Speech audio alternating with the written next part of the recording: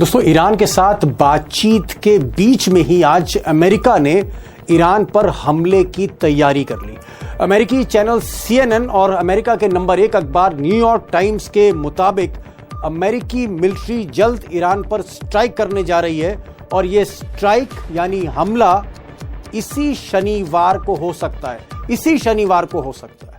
That the US military will be ready to carry out military action by this weekend. उधर Iran के सेना अध्यक्ष अब्दुल रहीम Musaffah ने कहा है कि उन्हें इस बात का अंदेशा था कि बातचीत के बीच, डिप्लोमेसी के बीच अमेरिका धोखा देगा और धोखे से ही हमला करेगा। उन्होंने कहा कि सबसे जो अफसोस की बात है वो ये कि रमजान के महीने में अगर अमेरिका हमला कर रहा है तो उसकी नीति और नीयत दुनिया के आगे एकदम बेनकाब हो रही। लेकिन इन सब के बावजूद ईरान की फौज पूरी तरह से मुस्तैद है, तैयार है। ईरानी प्रेस के मुताबिक तकरीबन 3000 से ज्यादा मिसाइलें ईरान के सीमा पर तैनात हैं। इसके अलावा ईरान की 300 से ज्यादा स्पेशल मिसाइल बोट समंदर में उतारी जा चुकी है। यानी कुल मिलाकर आप कह सकते हैं कि ईरान 100% वॉर रेडी है।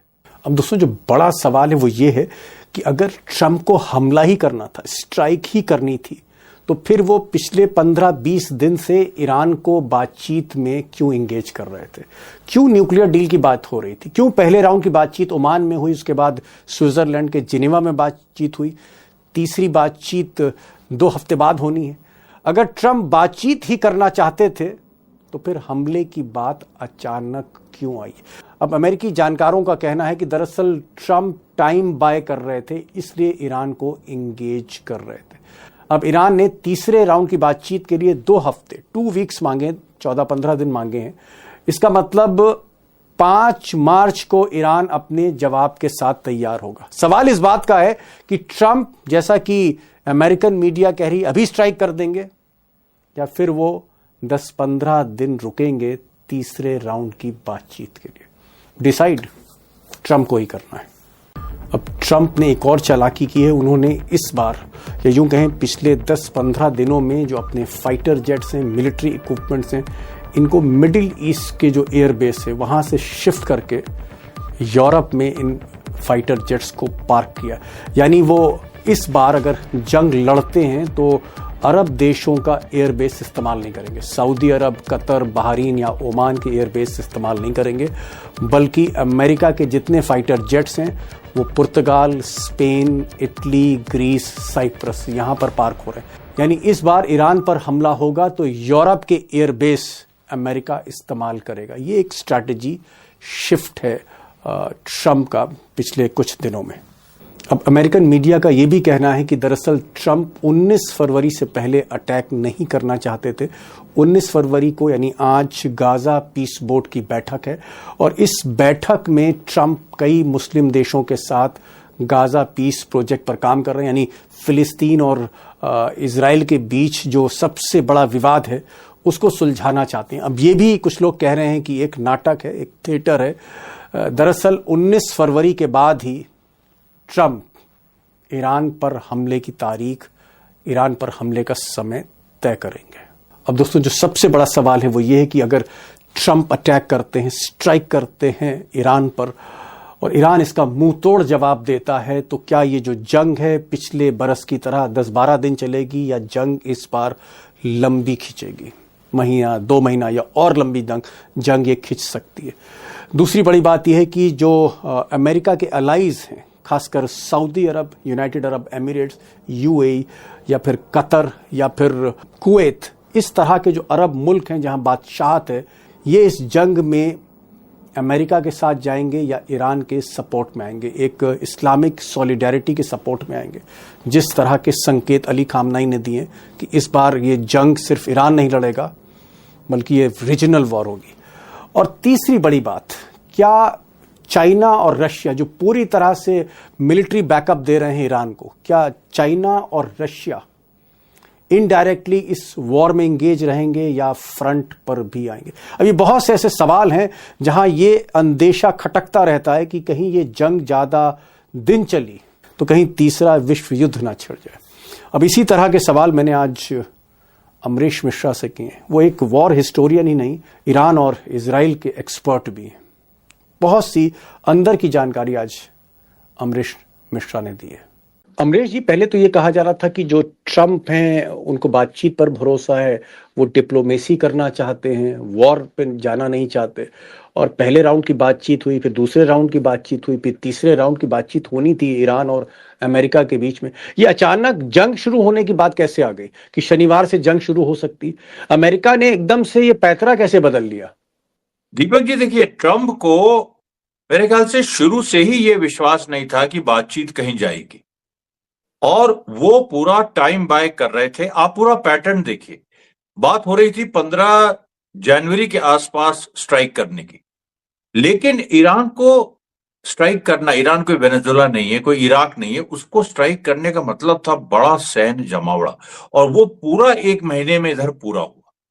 देखिए, पूरे इधर महीने में क्या हुआ, 15 जनवरी से 15 फरवरी ले लीजिए आप, आज 19 फरवरी है, उसमें इब्राहिम लिंकन पहुंचा जो कि साउथ चाइना सी में था। उसमें जो 300 से 400 फाइटर जेट्स हैं वो पहुंचे, अभी तक पहुंच रहे हैं, जिसके बारे में हम लोग बात करेंगे। उसमें जो अर्ली वार्निंग सिस्टम्स हैं एयर के, जो हवा में ही पहले से वार्न कर देते हैं, वो पहुंचे।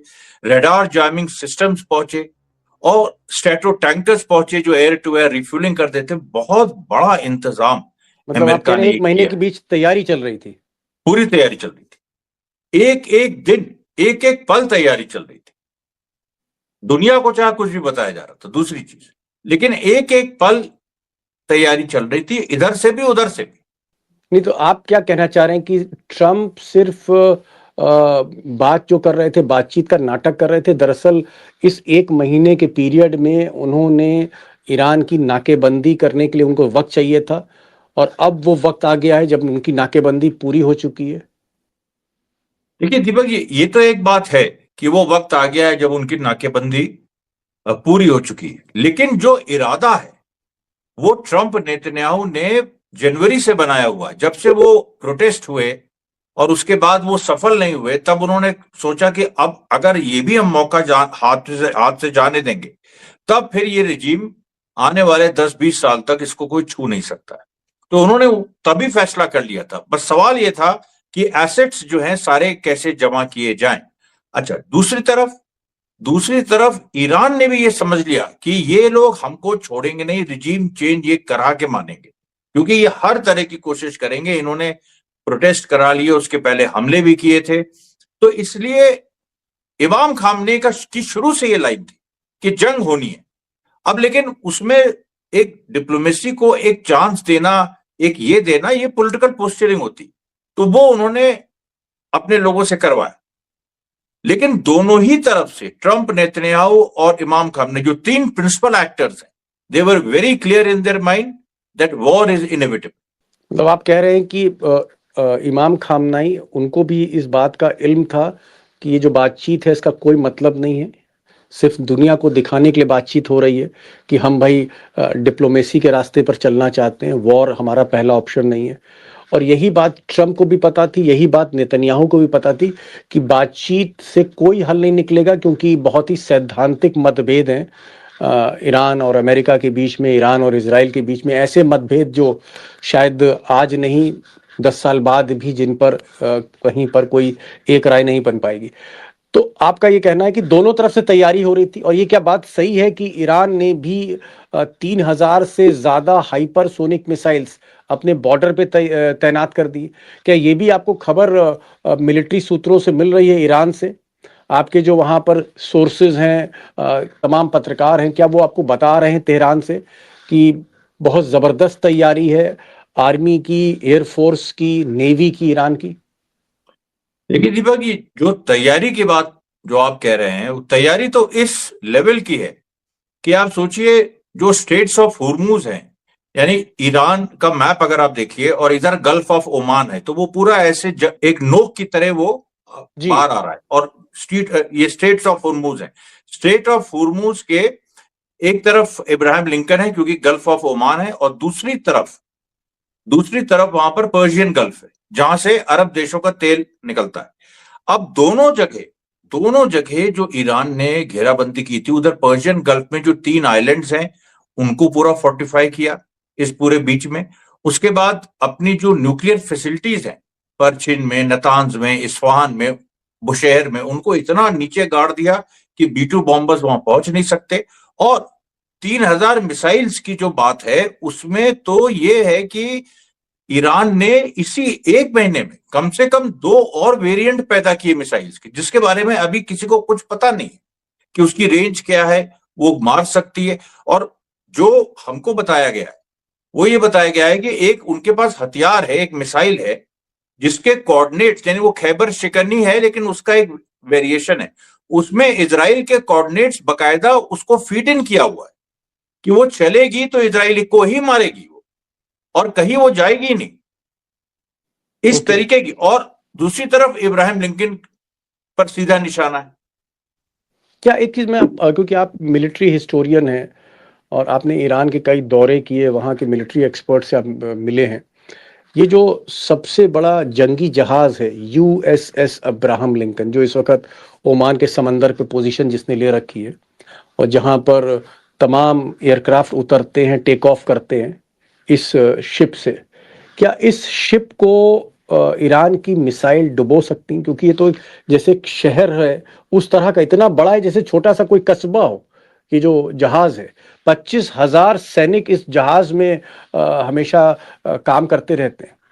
क्या इतने बड़े जहाज को अली खामनाई की मिसाइल डुबो सकती है, जो अली खामनाई कह रहे थे? दीपक जी, जो CIA एनालिस्ट जॉन किरियाको ने कहा था, जो उनका बयान कल आया, उसमें उन्होंने साफ किया था, there is no defence against a hypersonic missile. Abraham Lincoln के पास कोई सुरक्षा नहीं है हाइपरसोनिक मिसाइल के सामने, nothing, it will be blown up. आप कह रहे हैं कि ईरान की जो हाई स्पीड मिसाइल, इसको रोकने की कोई एयर डिफेंस सिस्टम नहीं है अमेरिका के पास, कोई सिस्टम ही नहीं है।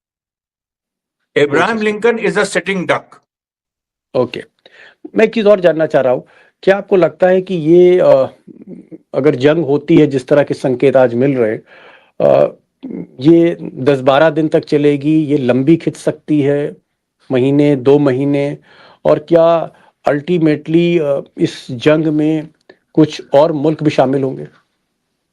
देखिए दीपक जी, इसके 2 पहलू हैं जो लंबी चलने की बात है, और ये थोड़ी कॉम्प्लेक्स जंग है, जटिल जंग है। और इसलिए मैं दर्शकों से भी कहूंगा इस पे थोड़ा सा इसके सैनिक पहलू को भी समझा जाए। क्योंकि देखिए क्या है कि अमेरिका ने यह इंतजाम किया है जो दुनिया की किसी युद्ध में कभी नहीं हुआ, कि उसके हवाई जहाज 200 से 250 की संख्या में 48 घंटा 72 घंटा वो एयर पे रहे, रिफ्यूलिंग के लिए भी नीचे ना आए। यानी उसको डर है कि अगर उसके, हाँ, वो एयर में रहे, आसमान में रहे, जी, आसमान में रहे, और वो रिफ्यूल, अरे कैसे रह सकता है कोई जेट आसमान में? लेकिन वहां पर स्ट्रैटो टैंकर्स है, वो टेक्नोलॉजी अमेरिका के पास है, एयर टू एयर रिफ्यूलिंग। उसके बाद अमेरिका के पास ग्राउलर्स हैं, जो 6 या 7 जेट के साथ एक ग्राउलर है, यानी जो ईरान का रडार जाम कर सकता है। इस तरीके के तमाम उनके पास और भी जो G3 सेंट्री उनके पास है। इसका मतलब क्या हुआ दीपक जी? इसका मतलब यह हुआ सैन्य लिहाज से अमेरिका को डर है कि अगर हम जमीन पे रहे तो हम मारे जाएंगे। देखिए ये बात है, तो वो ये कह रहा है कि हम हवा में ही रहेंगे।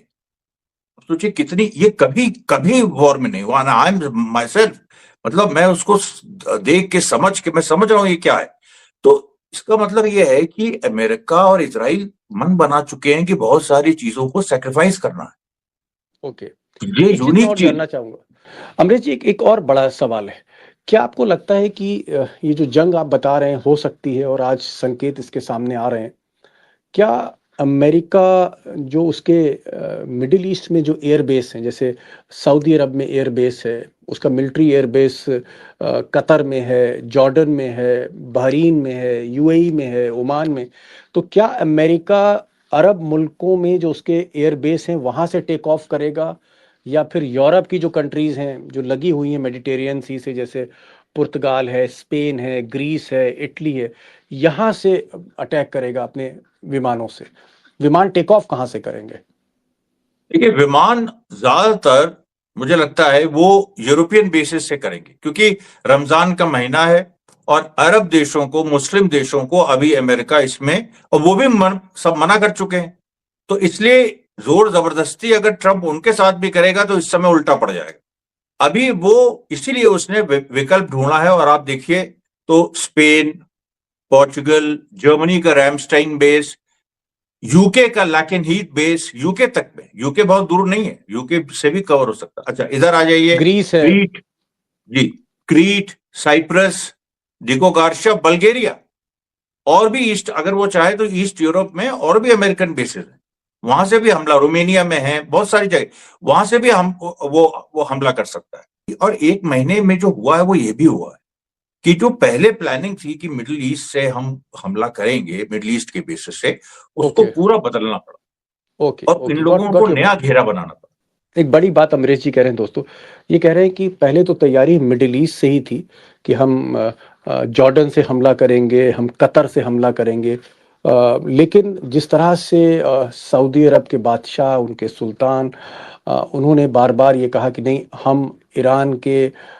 इस युद्ध में अपनी ज़मीन का इस्तेमाल होने नहीं देंगे, तो धीरे धीरे अमेरिका ने अपने फाइटर जेट्स मिडिल ईस्ट से शिफ्ट करके यूरोप के बॉर्डर पर रख दिए हैं, और यहाँ से ये हमला हो सकता है। मैं ज़रा ईरान की बात कर लेता हूँ, क्योंकि आप ईरान के बहुत से मिलिट्री सेंटर्स पर खुद गए हैं, वहाँ के मिलिट्री कमांडर से मिले हैं, वहाँ के राष्ट्रपति से, ईरान के राष्ट्रपति से आपकी मुलाकात हुई है, खामनेई के जो सलाहकार हैं उनसे आपकी मुलाकातें हुई हैं, और वहाँ के जो बड़े पत्रकार हैं उनसे भी आपकी बातचीत है, उनके आप टच में रहते हैं लगातार। क्या आपको लगता है कि अगर मान लीजिए हमला होता है, युद्ध शुरू होता है, और अमेरिका सबसे पहले ईरान में जो न्यूक्लियर फैसिलिटी वहां बमबारी करता है, उसके बाद ईरान क्या करेगा, मैं ये जानना चाह रहा हूँ। ईरान सबसे पहले इब्राहिम लिंकन पे स्ट्राइक करेगा, जो यूएस का जो एयरशिप, वॉरशिप, हाँ, जो एयरक्राफ्ट कैरियर है, जो एक कस्बे की तरह है, 25,000 लोग हैं जैसे आपने कहा, उस पे वो सीधे हमला करेगा, क्योंकि वो एकदम एक ईरान के लिए सॉफ्ट टारगेट है, और दुनिया में बहुत बड़ा मैसेज जाएगा, क्योंकि दुनिया उसको इतना बड़ा तोप समझती है कि जिसको कोई भेद नहीं सकता, जबकि सच्चाई दूसरी है, सच्चाई बाहर भी आप कह रहे हैं पहला टारगेट ईरान का अमेरिका के सबसे बड़े खौफनाक जंगी जहाज के बेड़े पर होगी, यूएस अब्राहम लिंकन पे। उसके बाद व्हाट नेक्स्ट? नेक्स्ट वो जो यूएस के बेसिस हैं, और इजराइल, यूएस के बेसिस से अगर वो नहीं होता है तो उसको अवॉइड भी कर सकते हैं। नेक्स्ट उनका इजराइल है, या साइमल्टेनियस भी, क्योंकि बहुत सारे जो एयर डिफेंस सिस्टम्स हैं वो इजराइल में लगे हुए हैं, जैसे थार्ड है, पेट्रियट है, डेविड स्लिंग है, तो ईरान ये चाहेगा कि उनके एयर डिफेंस सिस्टम्स को हम खत्म कर दें, तो वो ईरान इजराइल पे हमला करेगा, इस बहाने एयर डिफेंस सिस्टम्स भी खत्म होंगे, और इजराइल को जो मिटाने की बात है उसकी शुरुआत भी हो जाएगी। जी, मतलब आप एक बात ये कह रहे हैं, आप कह रहे हैं कि इजराइल में जो मिलिट्री इक्विपमेंट अमेरिका का है, उनके एयर डिफेंस सिस्टम है, उस पर टारगेट होगा। उसमें 1.2 काज है कि मिलिट्री इक्विपमेंट पे भी टारगेट हो रहा है और इजराइल पे भी टारगेट हो रहा है। क्या आपको लगता है कि जो सऊदी अरब में अमेरिका के एयरबेस हैं, या अमेरिका की एयरबेस जो कतर में है, इस पर शुरू में अवॉइड करेगा ईरान? ये संभव है कि वो अवॉइड कर सकता है, अगर वहां से हमला नहीं हुआ, अगर उनका सॉइल नहीं यूज हुआ, अगर उनका सॉइल या उनकी एयर स्पेस, दोनों, सॉइल भी एयर स्पेस भी, अगर दोनों इस्तेमाल नहीं हुए तो ईरान शुरू में अवॉइड करेगा, शुरू में अवॉइड। और फिर वो उसकी अपनी स्ट्रेटजी है। ईरान की जो मिसाइल्स हैं वो यूरोपियन बेसिस पे भी तनी हुई है। ये बहुत जो अंदर के एनालिस्ट हैं वो इस बात को जानते हैं कि जो जर्मनी है, रैमस्टाइन, वहां तक ईरान की मिसाइल पहुंच सकती है, स्पेन तक पहुंच सकती है, पोर्चुगल तक पहुंच सकती है, इटली तक पहुंच सकती है, और उधर बल्गेरिया वगैरह में भी पहुंच सकती है। वो कोई बहुत बड़ी उसमें चीज नहीं है। ओके, एक चीज और, ये जंग आप कह रहे हैं कि ये जंग 10-12 दिन की नहीं, जैसे पिछले साल हमने जंग देखी, जून में 12 दिन की जंग थी। ये जंग आपको खिंचती हुई दिख रही, लंबी जंग चलेगी, रुक रुक के होगी, लॉन्ग पीरियड? हम रुक रुक के नहीं कहेंगे, ना केवल लंबी खींचेगी, इसमें उतार चढ़ाव होगा, इसमें स्मूथ नहीं होगा कि कोई एक साइड जीत रही है शुरू में और उसको वही जीत रही है, या दूसरी साइड जीत रही है वही जीत रही, नहीं, इसमें ऐसे ऐसे होगा, वेव की तरह ऊपर नीचे होगा। कोई Okay. कभी लगेगा कोई किसी का पलड़ा भारी है, कभी लगेगा किसी का पलड़ा भारी। क्या आपको लगता है, क्योंकि आपने कहा कि जब पिछली बार जनवरी के फर्स्ट वीक में आप ईरान में थे, आप उनके कुछ साइट्स पर भी गए थे, मिलिट्री साइट्स पर भी गए थे, और आपने कहा था कि हमने वहाँ चाइनीज़ एयरक्राफ्ट देखे, वहाँ चाइनीज़ देखे, रशियंस देखे।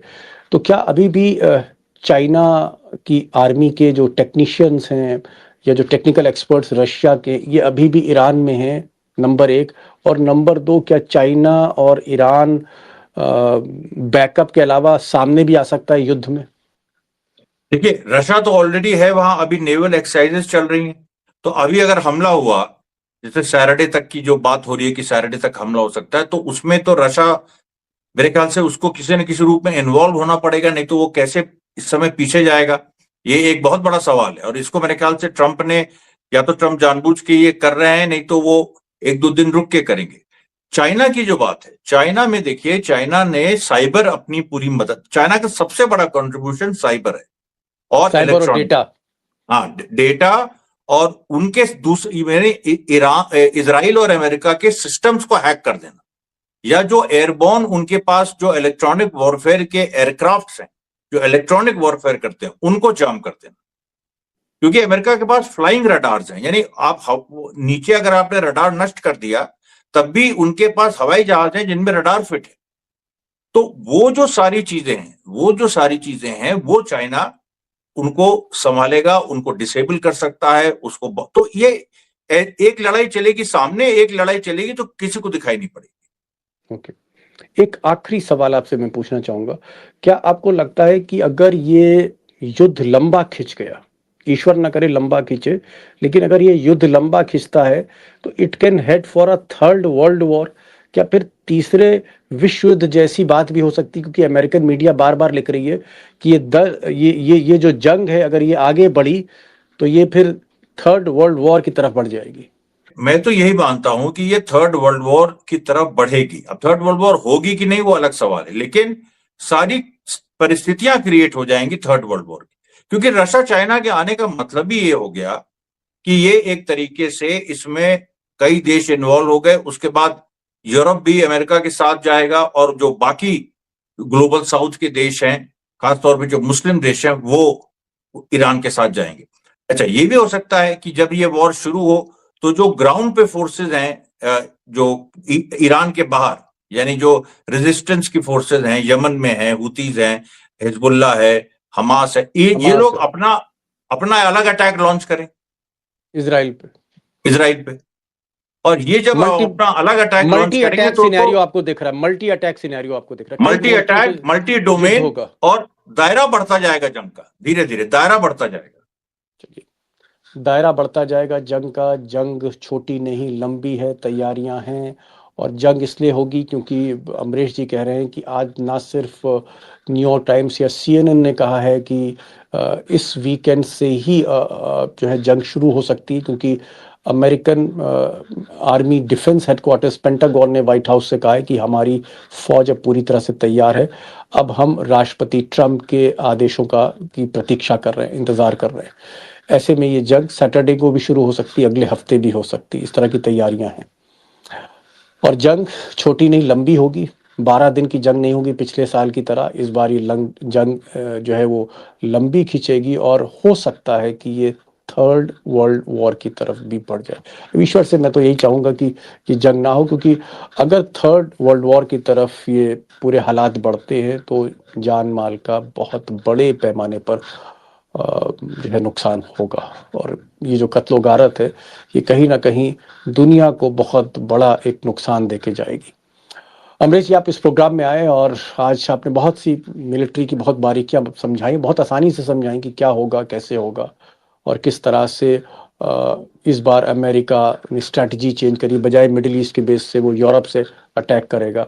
लेकिन आपने ये भी कहा कि ईरान की भी बहुत ज़बरदस्त तैयारी है, और आपने कहा कि सबसे ज़्यादा नुकसान अगर ये युद्ध हुआ तो फिर इजराइल को ही होगा। Thank you so much sir, thank you so much for joining this programme.